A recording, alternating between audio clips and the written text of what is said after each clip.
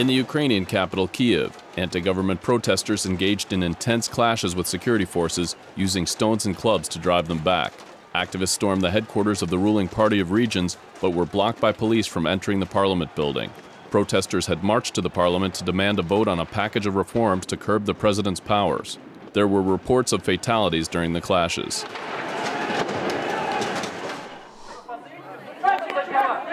In Almaty, Kazakhstan, customers rushed into bank branches to withdraw their savings amid rumors, distributed by social media, that 3 banks were on the verge of collapse.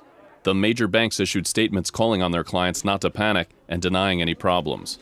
The fears of a banking collapse came a week after the Kazakh National Bank announced a 19% devaluation of the country's currency, the tenge, triggering public protests.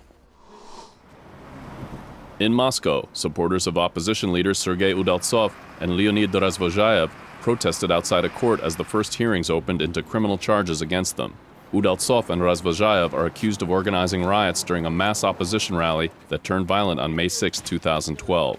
Supporters of the 2 opposition leaders demanded an independent hearing and their immediate release.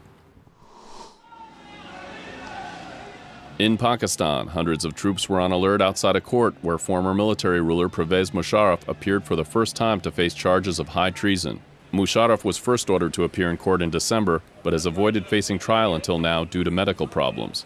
He had asked to go abroad for treatment, but his request was rejected.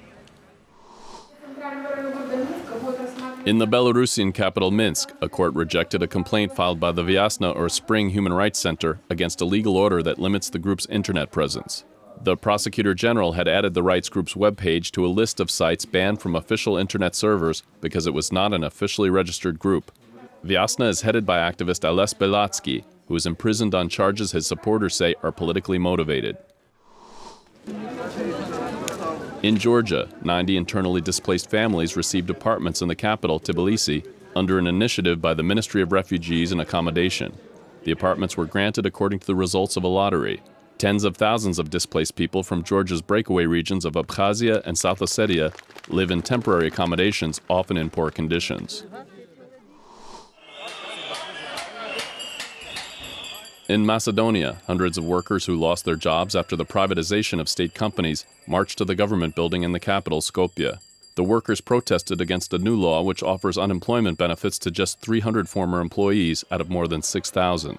The law, adopted last week by Parliament, applies to state companies privatized between 2000 and 2004.